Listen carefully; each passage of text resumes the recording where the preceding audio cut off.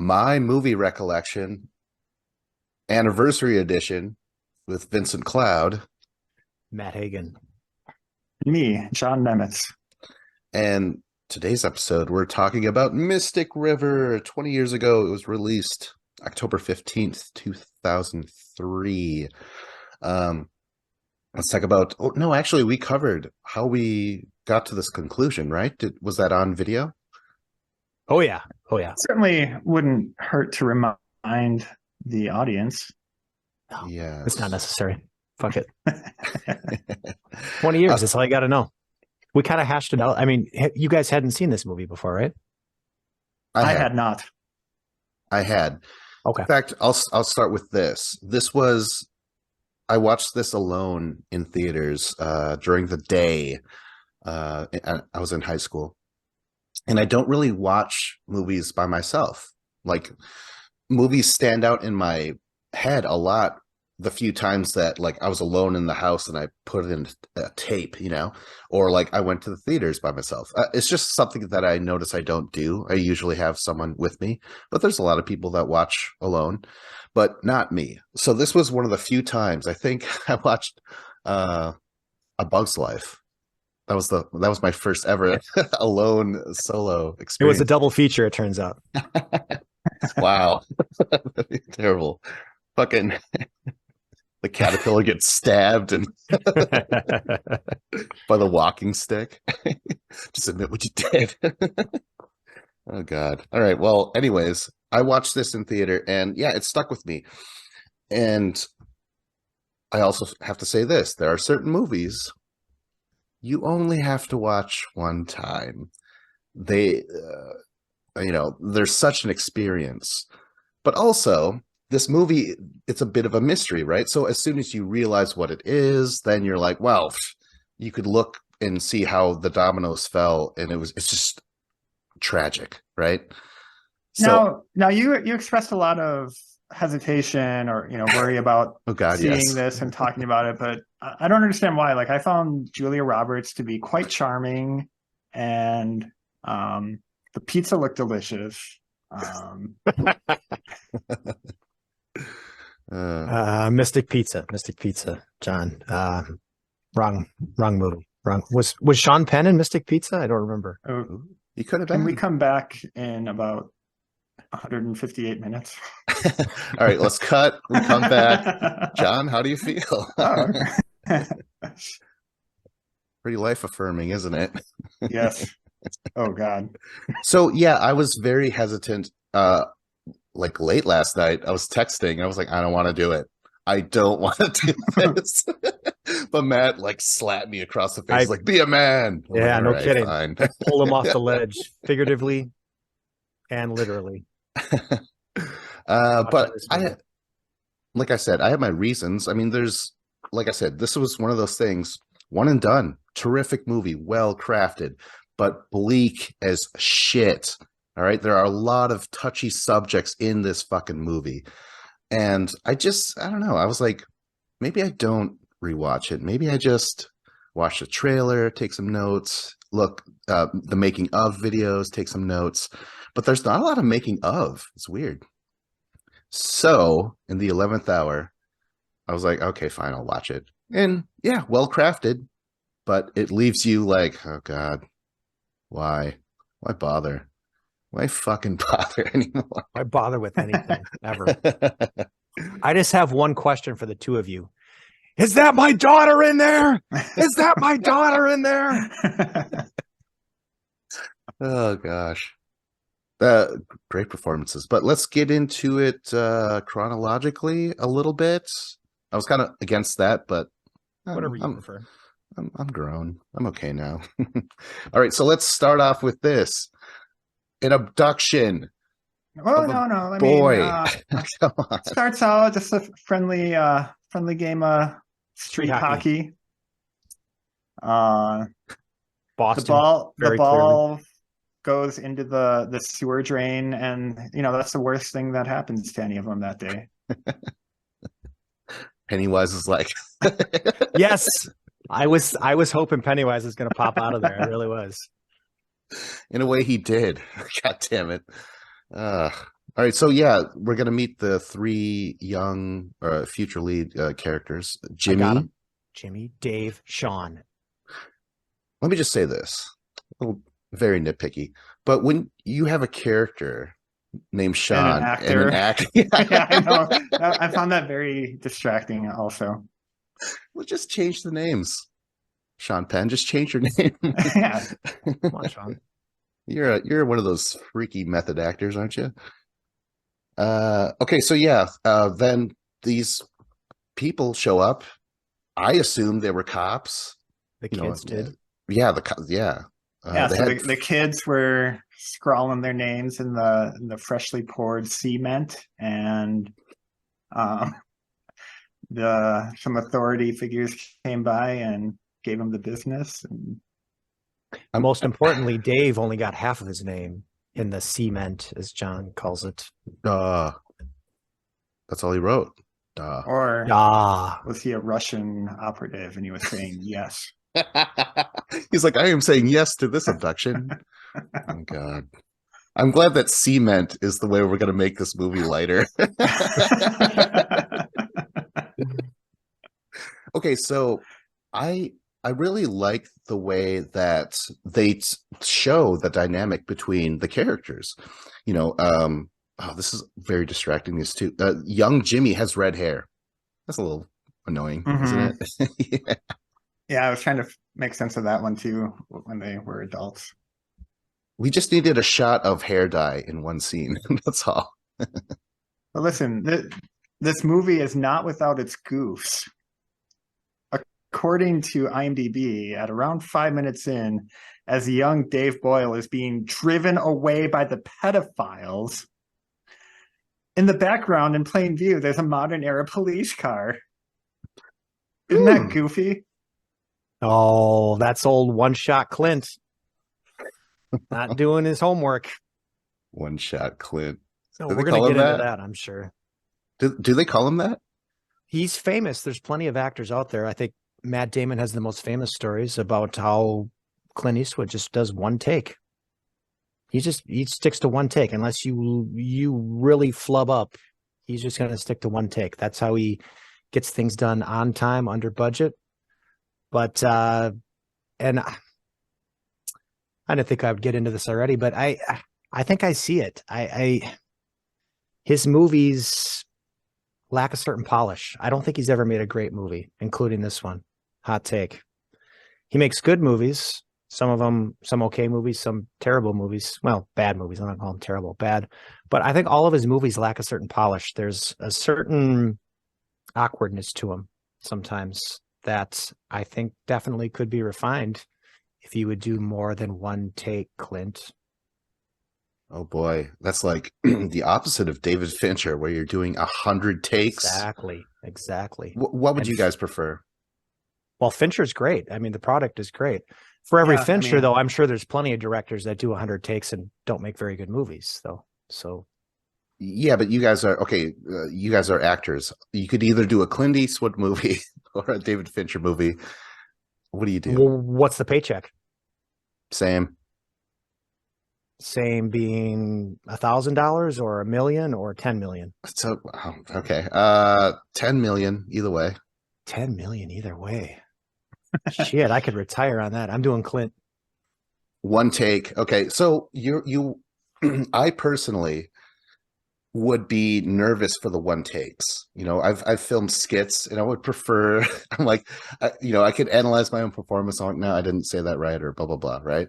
So I wouldn't mind David Fincher, but in terms of this Mystic River thing, I just imagine fucking Sean Penn. He just let it all out in that one take. That like, is my daughter in there and shit like that. Oh God.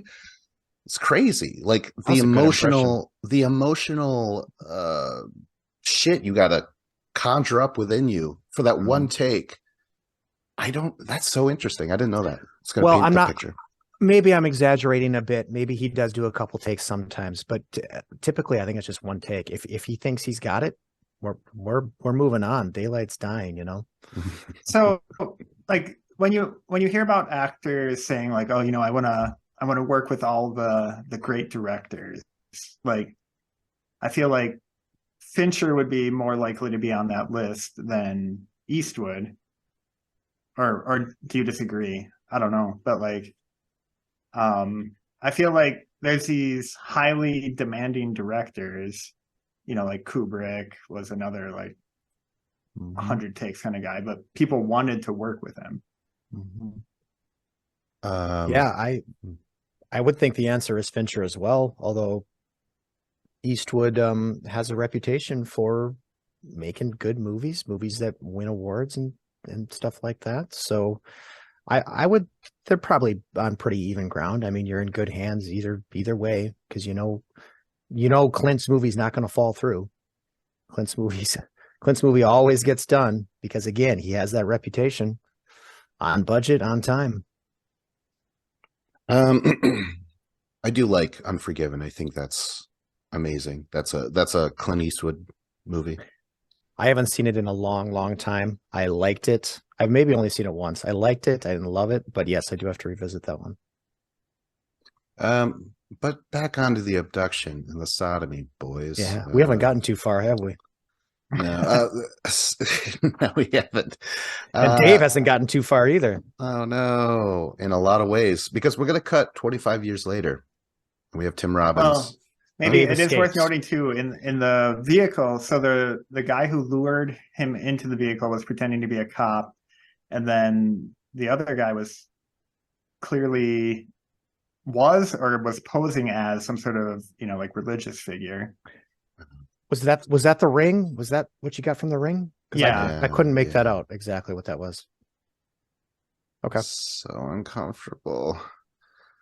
So uncomfortable. Fucking Catholic Church, man. God damn it. Well, yeah, he looks back. There's a shot that's going to be echoed later on in the movie. He looks back at Jimmy and Sean driven away. It was like, what, 4 days? And then he had to escape himself, something like that? Mm-hmm. Yeah. I don't think they really showed how he escaped, but he ends up running through the woods and apparently finding his way. They must not have taken him too far, or he made it somewhere safe and they called the cops and everything like that. But Dave was never the same, shall we say. Yeah. Now that they're all grown up, let's see here. Well, let's just get into Katie, the daughter of Jimmy. Walks up to Jimmy and, she's saying goodbye to him. And he doesn't pick up on this right away. He's just, shows that they love each other a lot. And she kind of gives him this look. And then she takes off. And she gets in that car and out pops the boy, her secret boyfriend, Brendan. By the way, Katie, played by Emmy Rossum, later in Shameless, Mm-hmm. is what I knew her from best. Oh, okay. Never saw that show. Is it light, unlike this movie? No. No. It has a lot of humor in it, but overall I wouldn't call it a light show. No. Does this movie have any humor in it whatsoever? I already told you that one goof. The fucking vampire monologue, but I think we're getting to that. Vampires. Secretly, Brendan Harris, and they're like, okay, we're gonna see each other later. They got plans, right? Let's introduce Sean, played by Kevin Bacon, and Whitey Powers.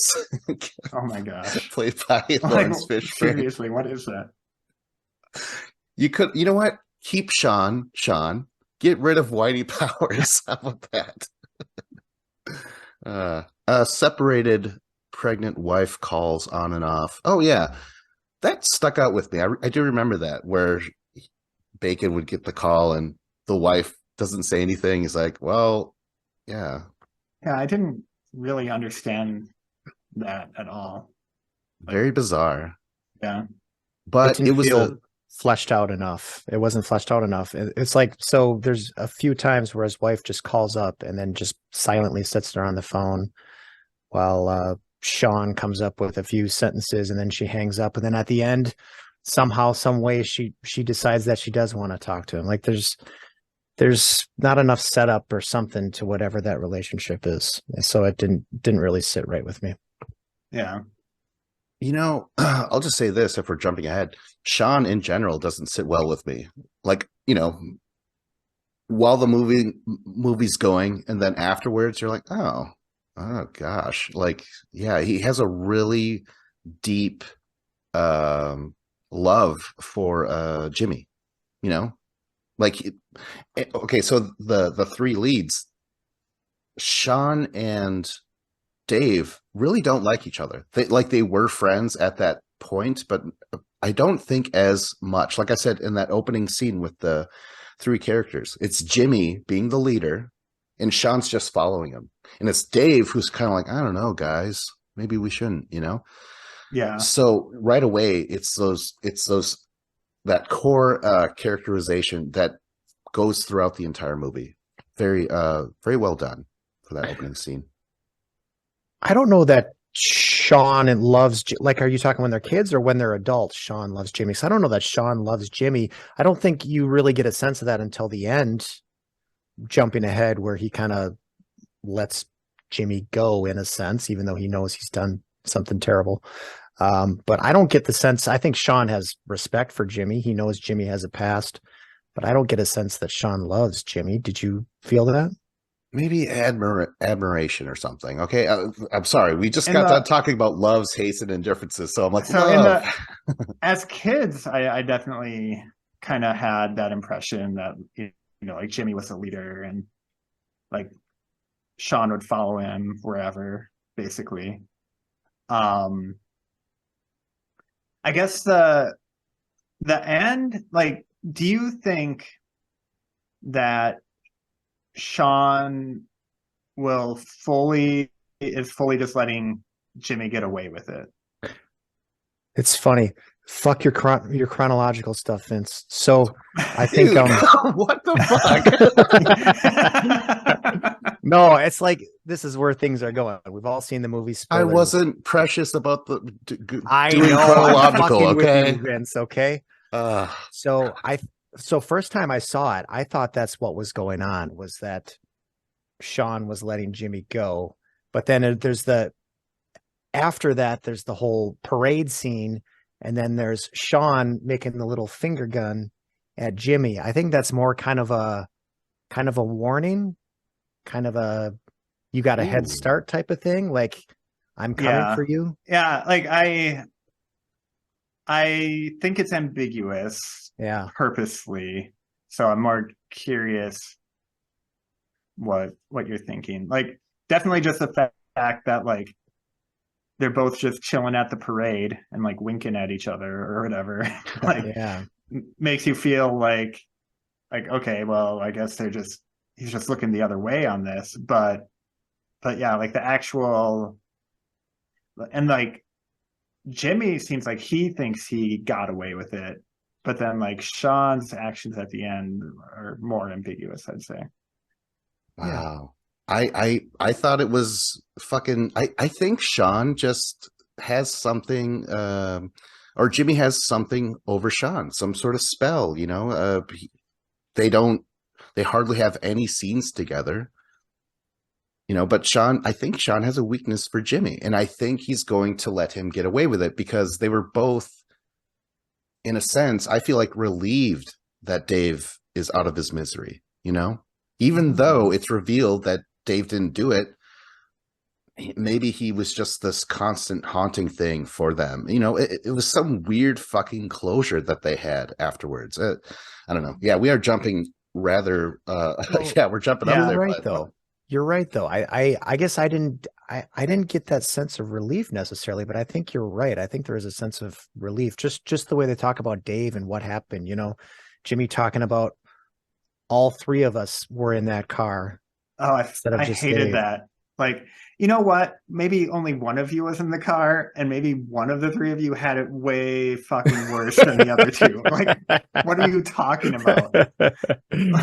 Like, I understand, like, your friendship was never the same after that, but there's definitely one person who was a little more affected by it than the other two. Yeah, I know. I completely agree with what you're saying, but Jimmy has that thing, like that. It changed his life too, not the way it changed Dave's life. Both of them say that. Him and Sean say that. But yeah, it's just like, I get it, but like, yeah. Hold on though. Okay.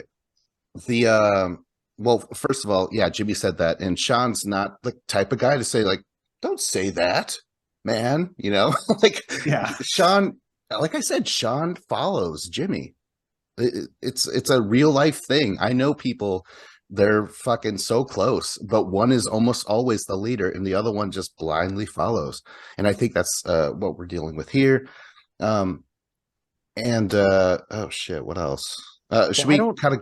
Yeah, I don't necessarily agree with what you're saying, because I get the sense that Sean and Jimmy, they don't see each other at all, right. because he's so, I mean, yeah, there's a certain historical reverence that Sean has for Jimmy, But but like maybe it's like that thing where, you know, you grow up a certain way with your family, you go off, you move out, you become your own person.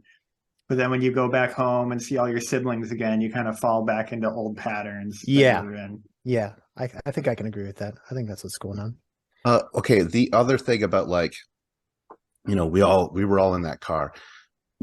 I missed that. What? Like, how did it change the other two? I know it changed Dave, but I missed why that was a thing for the other two. I think it's just guilt. It's like a what if situation. Like any of us could have gone in that car. Like none of us knew. It just so happened Dave was closest to the adults, or closest to the passenger door or the backseat door or whatever. So I think it's just a what if thing. And just seeing, it's that guilt thing, seeing Dave and what Dave has gone through, and just seeing where his mind has gone, just the pity for Dave, and we could be in that exact situation instead of Dave. I just think that's what it is. Like, it changed their lives. It was a very prominent time in their lives, and something like that happens. I can imagine that just haunts you. That shit you wake up from in the middle of the night having nightmares about, you know? Yeah, and they go totally different directions. Sean becomes a cop, and Jimmy is a fucking ex-convict who appears to have muscle in the neighborhood. You know, he's got connections, stuff like that. Yeah. Let's go back And to the likes to play a self-appointed judge, jury, and executioner, like in multiple situations. Oh Yeah. boy. That's kind of a strange thing. Like, I didn't, so he's an ex-convict, and he's trying to be clean for his daughter, it feels like, right? So he just runs this corner shop, but then these Savage brothers show up, and it's like this is his muscle. So it's like it's kind of strange. Like, Jimmy runs this corner shop, he's an ex-con, but then he has these followers, these Savage brothers, and it seems like these guys just do whatever the hell he wants. Like, Jimmy's like a small-time crime boss or something like that, or I mean, are the Savage brothers on his payroll? And then it turns out Jimmy's paying $500 a month to the family of the dude he killed.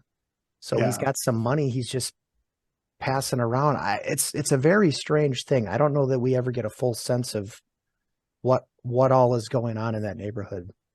I thought it was written down, and I just figured this out the last time I watched it. They were talking about like $500 a month, and then Whitey Powers writes down the math, and he's like 80 grand, $500 a month for years or whatever. It checks out. There was a heist or something, right? Like that's kind of one of the plot points for Jimmy, Oh, right? okay. So that there was like a big sum of money that was stolen, and that was coming out of that, you Yes. think? Oh, Yes. okay. Okay. Yeah, I I missed that didn't too. pick up on that either. Because Harris is the guy he did kill. Jimmy did kill Harris years ago, and that's why he has this anger or whatever towards Brendan Harris, the guy who's secretly dating his daughter, right? Let's see here. How much So do yeah, we want to do you jump just want to ahead go here? through what happened? So Dave is out at the bar. He sees Katie and her friends dancing up on the bar. Mhm. And like from that point on, like the movie really wants you to think Dave did it. Like for the next few scenes. Like he gives her like a really odd look, like, you know, while she's up dancing. Then and he comes home all bloody and cut up, and like his hand is all messed up, and he comes up with this story about like trying to protect himself from a mugger or whatever that, and then like and the next morning we learn that Katie is missing and all this stuff. So you said you had not seen this before, John, right? Or was it correct? Vince? Yeah. Okay, you hadn't seen it. Okay. So, oh yeah, Vince was talking about this is one you don't have to see more than once. That's right. So John, so it's interesting hearing you say that, because seeing it the second time here, obviously I know Tim Robbins, Dave didn't do it. So you really felt like the movie was really, really trying to push you towards Dave doing this. Like definitely for like at least like 20 minutes. Yeah. Okay. So was there a certain point where you really felt like he didn't do it? Was it the vampire monologue? It was, I don't know, I mean, I guess I'm trying to think through when the first part where I was like starting to be sure or have any confidence that he didn't. Because I guess when they like the first thing that I was really like, okay, they're gonna show he didn't do it was with the gun, like the bullets matching the gun used from the father or whatever. But that was later on, I think. I'm trying to remember if anything. Well, I don't think that was too far. Actually, I don't think that was too far off. Maybe that's 20 minutes after the body's discovered, or maybe not even. Maybe it's 15. I think because that sets into motion meeting Brendan and his family, I believe. No, actually, no, because he was the boyfriend. I think they questioned him first. And then I was like really waiting for the old shopkeeper or whoever he was to say, like, they were really drawing it out, like, who was this ex-employee who came in, and it was either going to be Dave or someone else, and then it was someone else. Yeah, I was trying to watch this movie with the eyes of seeing it for the first time, but it was really difficult, and I was trying to pinpoint a moment. Well, I was trying to pinpoint the back and forth of suspecting Dave and not suspecting Dave, and I kind of found it difficult. But I think it was kind of the gun stuff. I think definitely pointed you in a different direction. And then just as more scenes come up with Dave, you just realize how damaged his brain is, and it just kind of feels like the movie is not going to go in the direction that Dave actually did this, because I don't think that's what you want to do. You don't want to pin a violent crime on this guy who has real damage in his background and really cannot think clearly, it seems. So why do you think he lied to everybody about what actually happened that night? Is it just like because the guy he killed was like a child molester, that it just brought back that trauma of it happening to him, and he just didn't want to process it? Or I think it's a little bit of that, and the whole Celeste character, the wife, Marcia Gay Harden, it's so tough to watch. Okay, so just Dave in general, he seems to be kind of like in his own head anyways, right? Like, people knew about this. They know that he acts strange, but it's just and so should his fucking wife. I don't know. It's so bizarre. It's like I'm going along with the logic of the story or whatever, but at the same time, I'm like, you've been married to this man, and that he was abused when he was younger, because he finally says their name were Henry and George or something like that, right? And she's still just like, what are you doing? What are you? It's a delicate balance. I think Marcia Gay Harden's great acting is awesome, but the writing, I don't know, it was so tough to side with her. Yeah. Ooh. Yeah, like it also just makes me wonder, like what has their relationship been like the last 10 years? Exactly. Yeah, that was kind of my question too. That was one of my big questions, my big takeaways. To get back to your question, John, though, like I don't know why he can't come up with a straight story, but if he could come up with just a straight story, he wouldn't be in any of this situation. So I don't know. I don't know if the writing is off with this.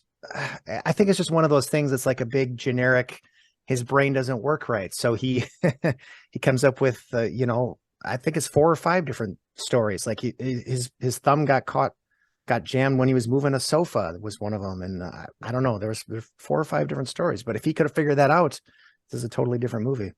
No, it was like the Joker giving his origin story. Yeah. Wow. Yeah. Well, let's move on a little bit more. So this is when Jimmy wakes up. Katie's not at work. The one guy asks him, like, why do you despise that Brendan Harris kid and the Silent Harris kid? But while this is happening, though, the important part is that Sean is called in. He's called into the old neighborhood because the body was dumped in the park. So that just was right within his restriction or whatever it's called. Jurisdiction, yes. So that's what brings him back to the old neighborhood where he's going to have to interact with Jimmy and stuff like that. And right away he's like, oh, I know that name. I think that's Jimmy's daughter. Meanwhile, Jimmy's at the communion. Okay, so yeah, that's when the Savage brothers get there. Like I said, Jimmy's got he's got an allure. He can cast a spell on people. He's very charming outside of this movie. In this movie, he's just crying constantly and just like about to erupt. We should have saw a little bit more of the calm Jimmy, the charming Jimmy. We don't really see that. So maybe that's what kind of throws us off as well with the Sean positivity.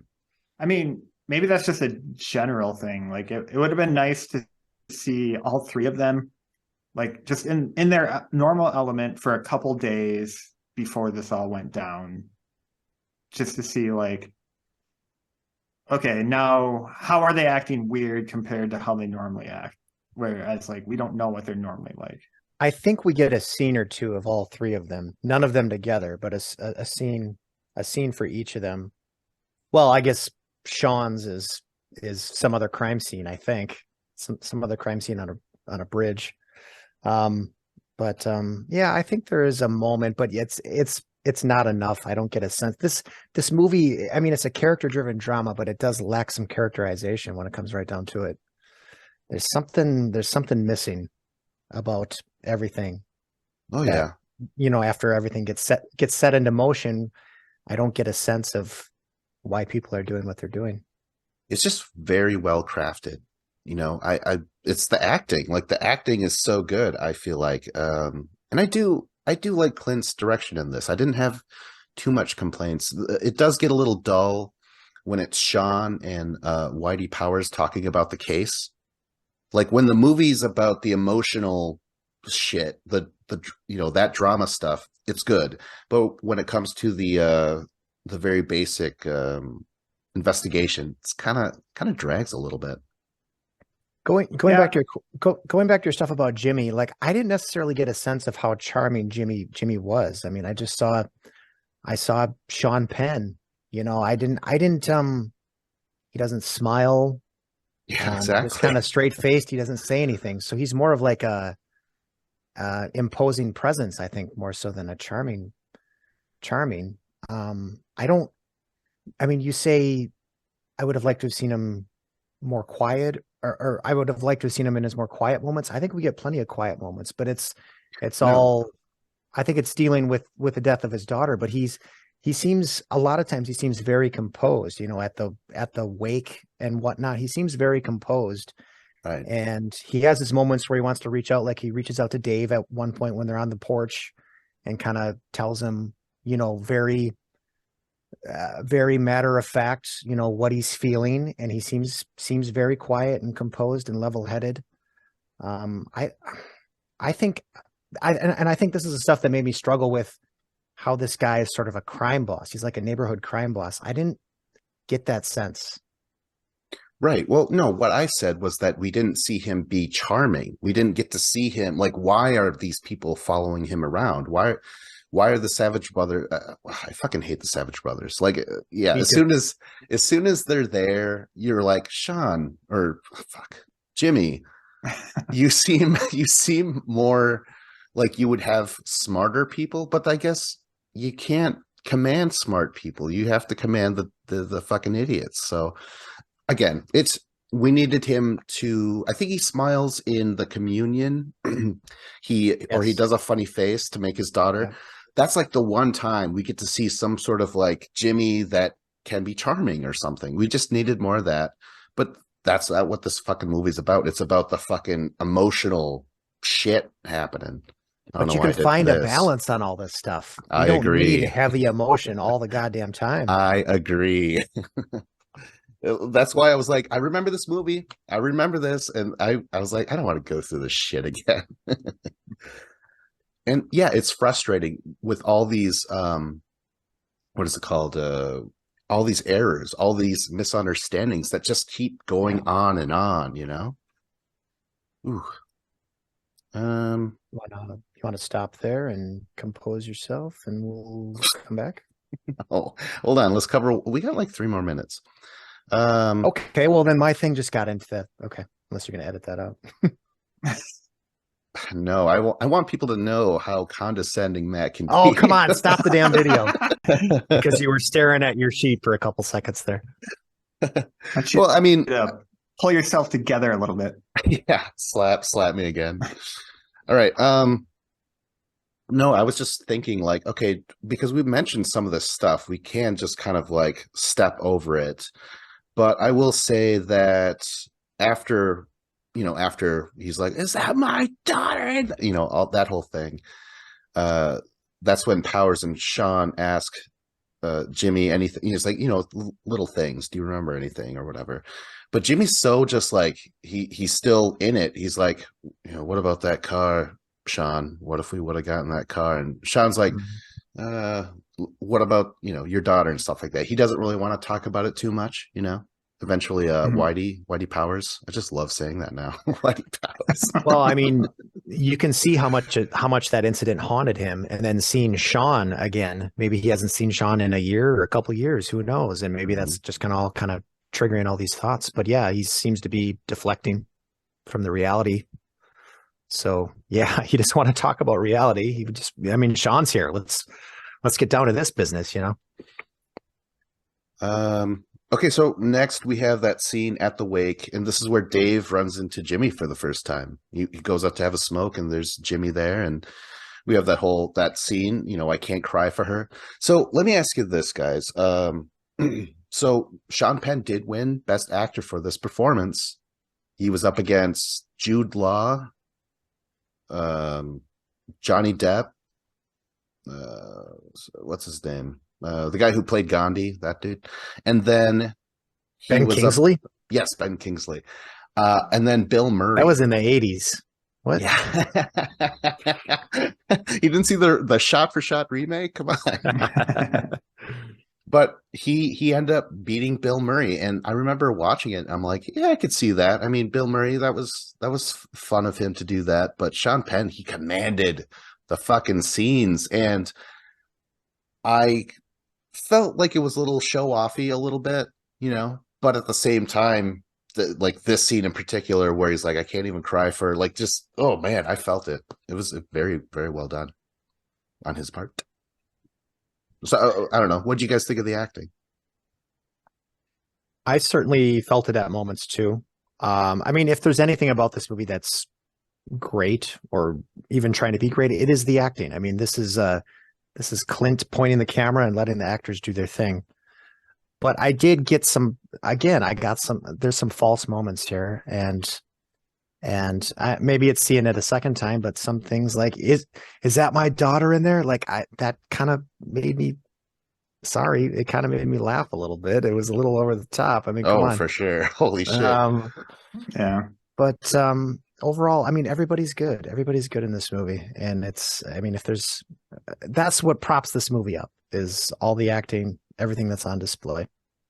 But that that scene where Dave and Jimmy meet for the first time, like, I guess that was kind of what made me think that, like,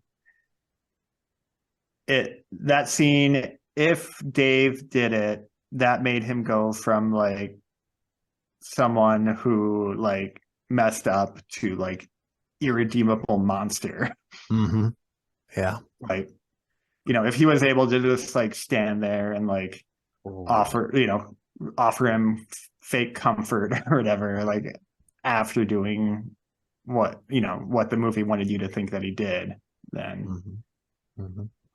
But again, it's so hard to get a sense of Dave. So even if he did do it, maybe he really did think he killed some sort of pedophile. Maybe he didn't realize that he even killed this other person, and he had a few drinks, and who the hell knows? We never really get a sense of where this guy's brain is at. That's what makes it tough. That's true. Let's get into, well, this is just information dumping a little bit, because Sean and Powers, they interview Brendan Harris. That's where he's like, we were going to go to Vegas and get married. And the whole time the mother's like, yeah, Jimmy's a piece of shit. That was the funniest part of the movie, actually, I think. And you dodged a bullet. I remember saying that. Yeah. Oh, wow. This girl's dead and you dodged a bullet. Yeah, but she calls Jimmy a thief because she's like, they look down on us. So there is, again, more hints of like just Jimmy not being the best. Yeah. Okay, so Dave is telling his son a story, but he's basically kind of talking about himself. He's like, the boy had to escape and the fireflies and stuff like that. Again, just more shit of Marcia Gay Harden showing up, and she's like, I feel like I've never seen you before. Like it's writing a line that I don't know. It bothers me though. It's good. It's just like, so that's what makes me wonder, like, so then knowing what actually happened with him and like him coming face to face with a pedophile again, like, did that like maybe he was in a much better frame of mind like up until that point, and then that kind of made him revert back into just like, maybe it just like the stuff that his brain not working right or whatever. Yeah, I guess I never even thought of it that way. Like maybe he was pretty normal up until that particular night. Yeah, we don't really get a sense of that. But yeah, I mean, Dave comes off as a ghost. I mean, he's the guy we're supposed to empathize with, but he comes off as a ghost the whole time. But I think that's kind of the only explanation for Marcia Gay.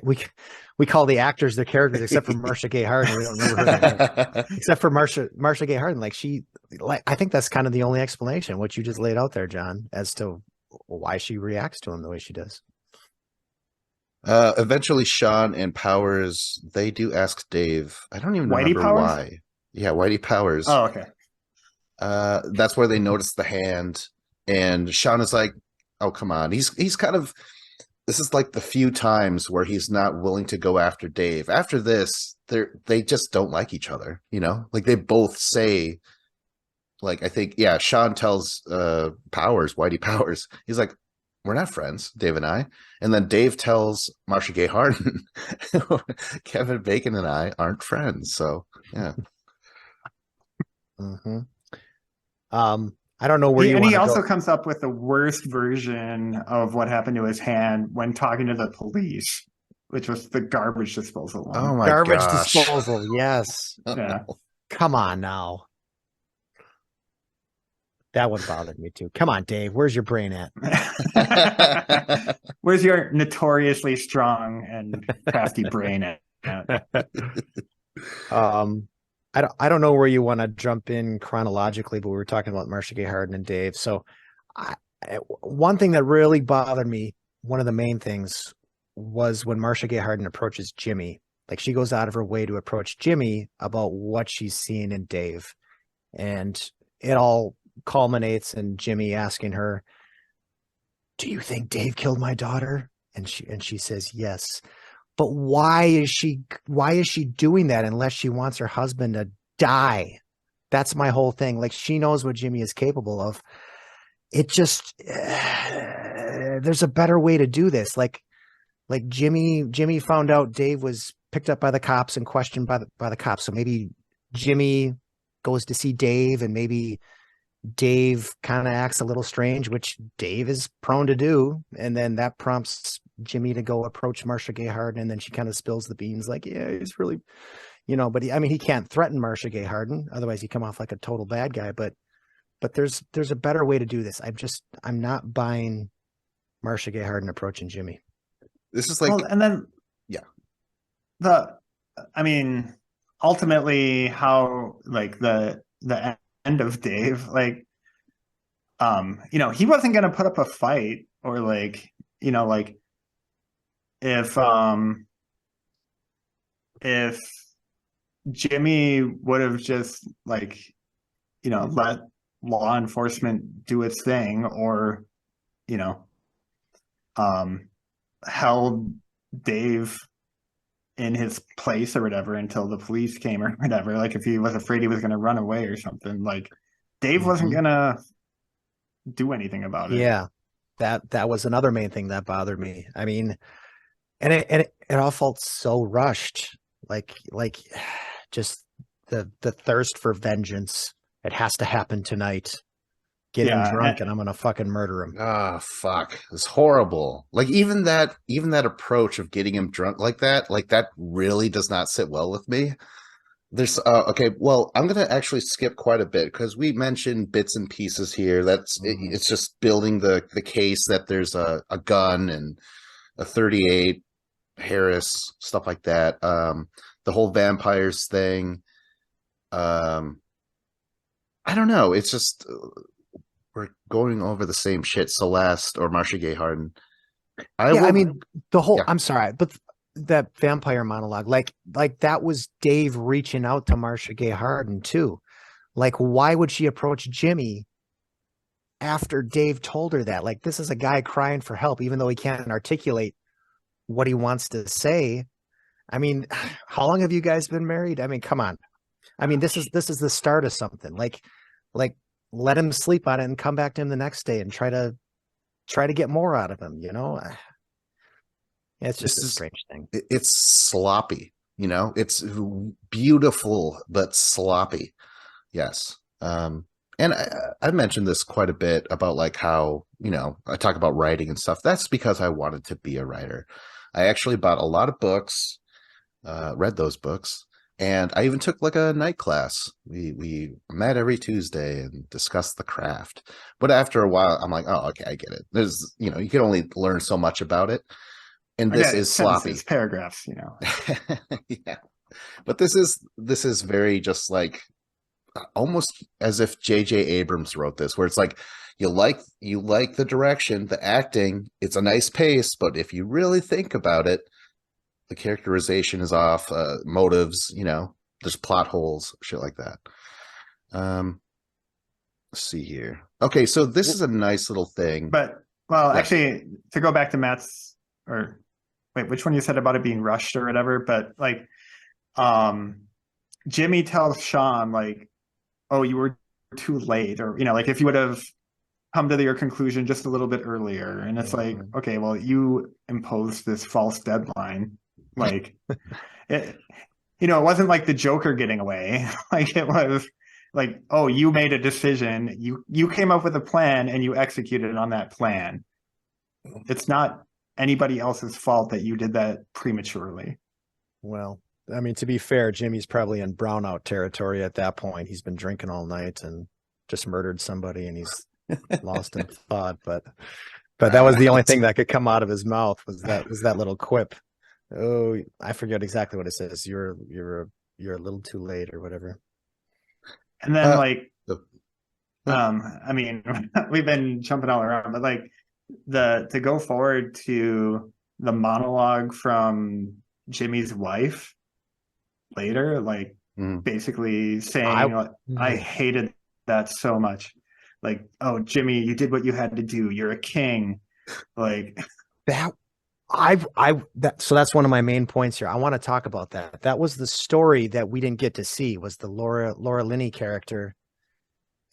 She's got like one or two scenes up until that Lady Macbeth moment towards the end there.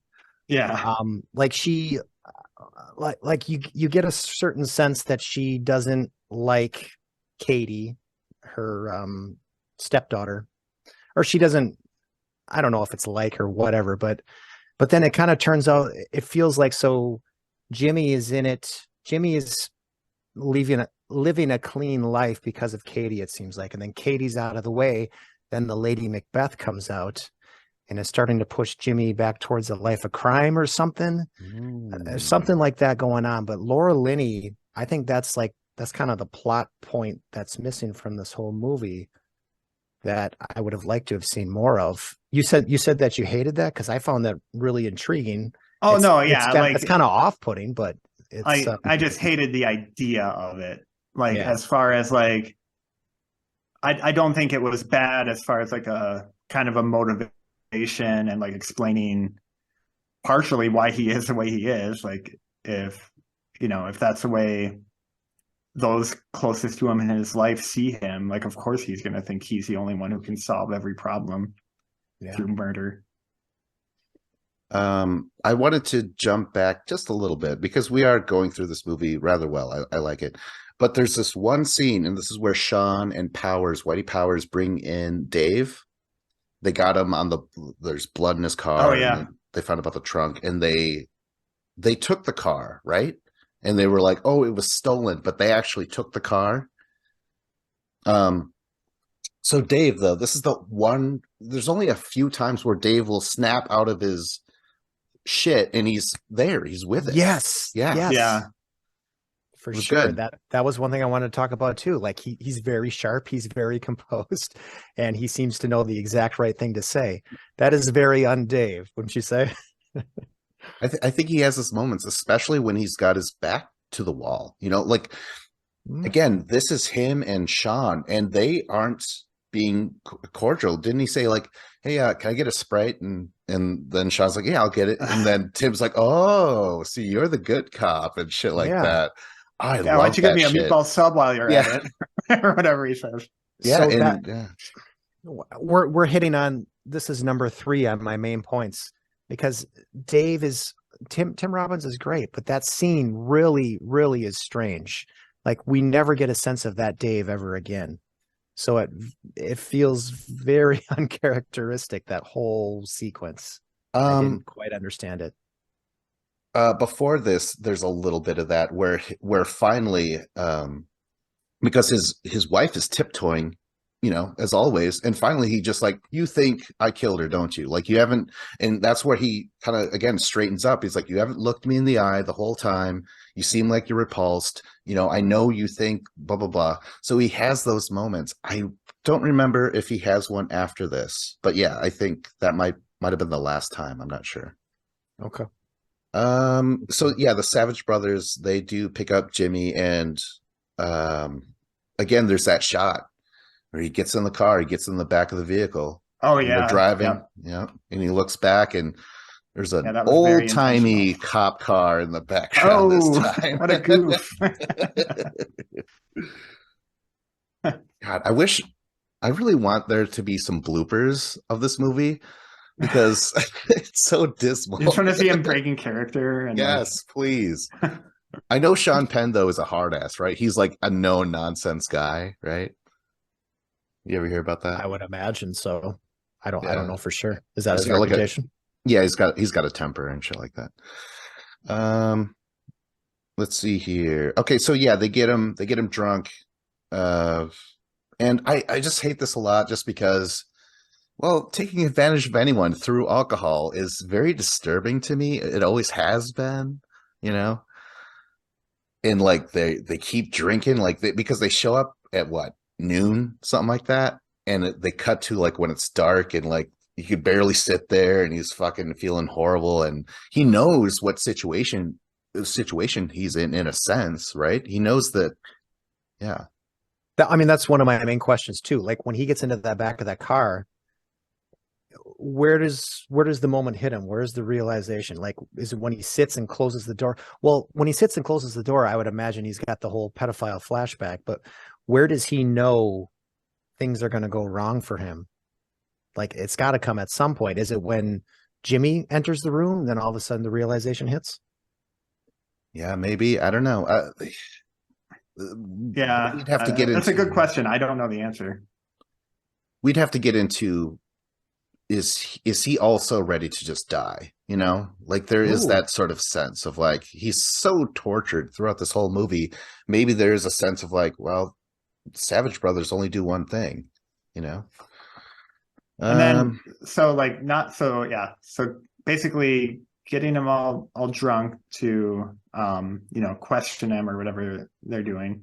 But then like the very culmination of it, where it's like Jimmy saying, say this thing and I'll let you live, you know, like say that you did it.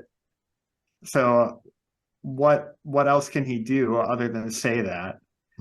So then like, how could you even like see that as a satisfactory confession? Yes. Yes. Because now finally Dave does say, okay, this is what happened. I beat to death a pedophile.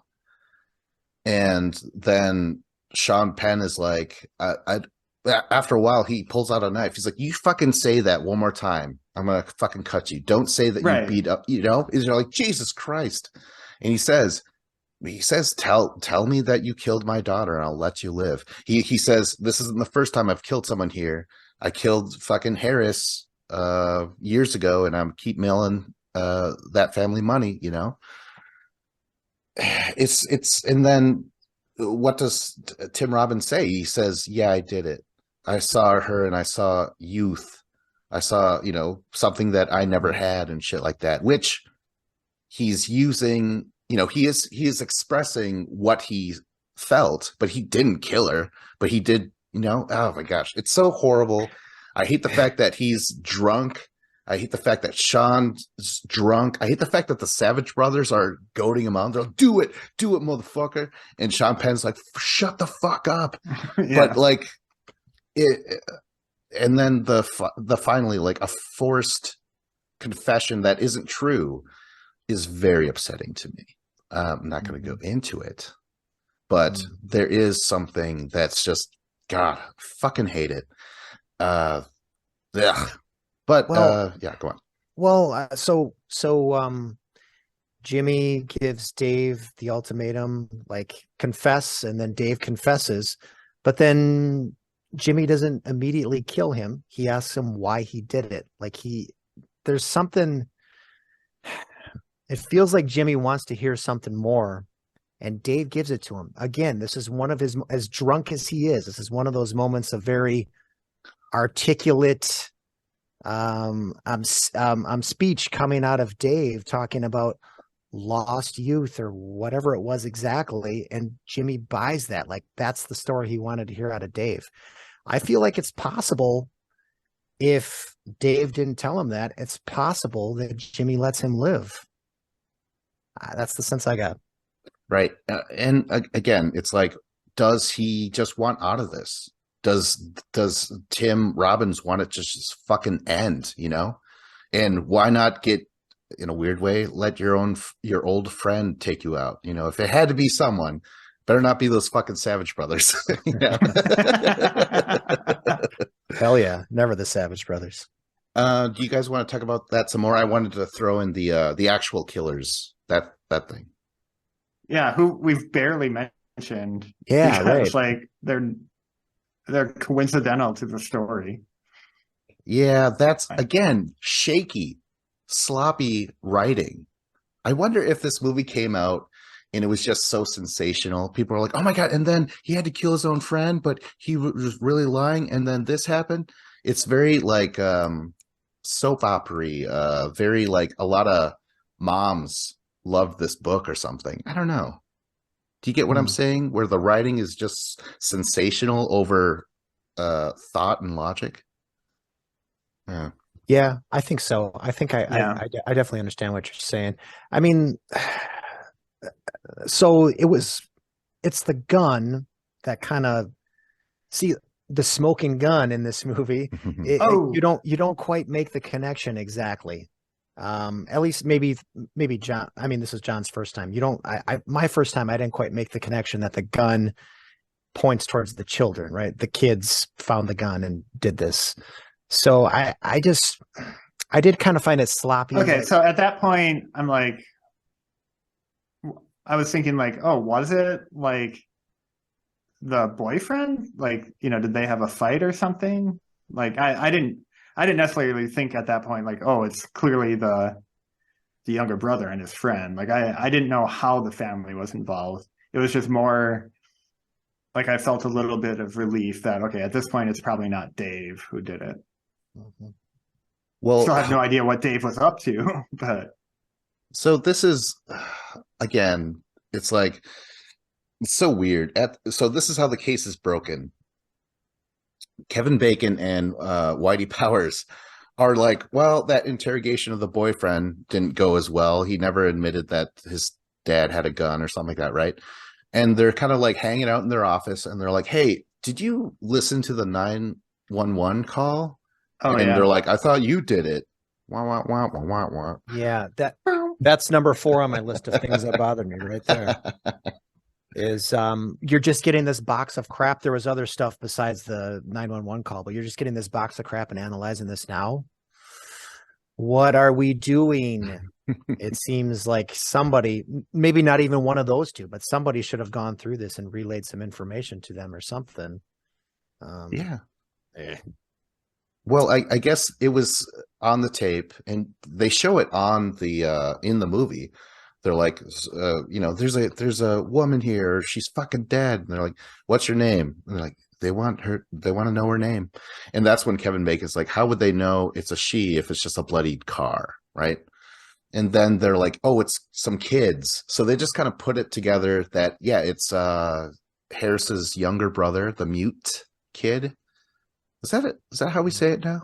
Is it still mute? Do you know? Anyway. Yeah, so he can hear, but he just can't speak, right? I just love the fact that you guys didn't say anything for like a block of time where like, are they mute? Mute? Yeah, that's the word. But it's him and his friend, and they just took out the gun. They were playing around. They saw Katie, or Katie saw them, and they tried to scare her, accidentally shoot her. Then they fucking chase her down and fucking kill her. And so, yeah, we have Sean. He catches the kids in time. Then he shows up and talks to Jimmy, and Jimmy's fucking, I don't know. It's just so annoying. This Sean, this cop, he's willing to look the other way. I think that's what's going on. Did not like this. I mean, I like it, but lots of complaints as well. Like a beautiful, reminds me of an ex of mine where she's beautiful, but goddamn it, she's got some flaws. I don't know how beautiful the movie is, to be honest with you. Again, Clint Eastwood lacks some style. Like there's opportunities for style and more point of view or something going on here. But again, one shot Clint, I think there's more that could have been done with this. I said that about my ex too. I told her all that. I'm like, you know what? You could use some more style and maybe not more, maybe more shots. I will double down that this movie lacks polish. Does your ex lack polish? Nail polish. Oh, she always had that on, I'm sure. Women, am I right? Yeah, we covered this end already, right? Well, yeah. Yeah.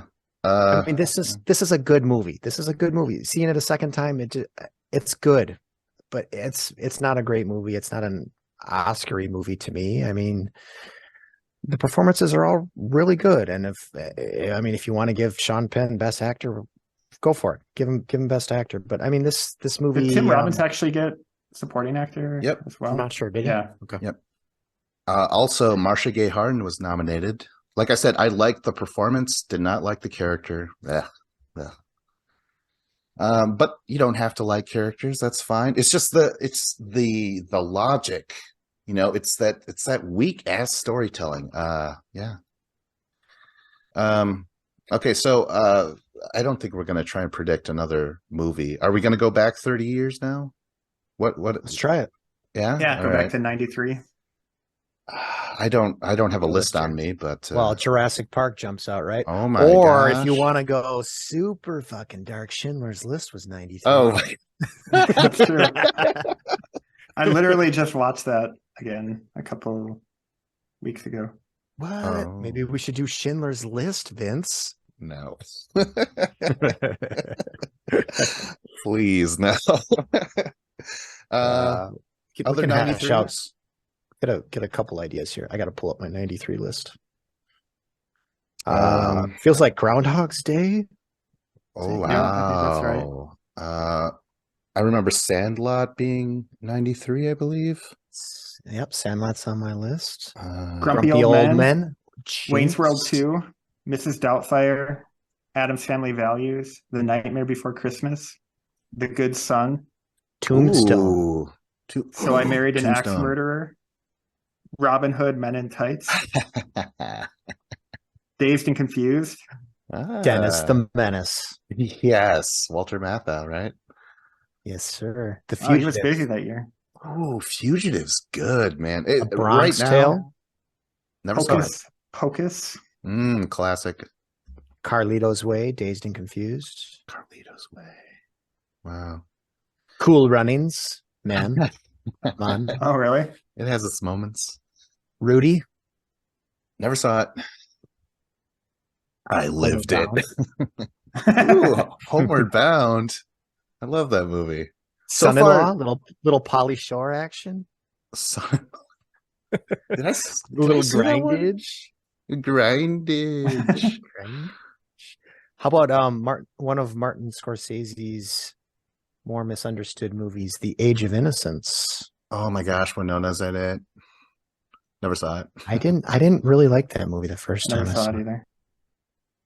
What do we think? So far, Tombstone is high up there. I would love to talk about Tombstone. I've seen it once. I would see it again. Just once, huh? Wow. I'm just pretty sure I've just seen it once. I love that one. I liked it, didn't love it. I'm hoping to love it the second time. Mm-hmm. What do you What think, about you, John? John? Yeah, I'd watch that again. I barely remember it. Just looking. Oh, Bill Paxton's in it. Everyone's in it. It's a terrific ensemble cast. I love that cast. Let's do it. Decided. Yeah? All right. Yeah, sure. I'll be your Huckleberry. All right. Well, in that case, until then, like, subscribe, comment. This was my movie recollection anniversary edition with Vincent Cloud, Matt Hagen. And John Nemeth.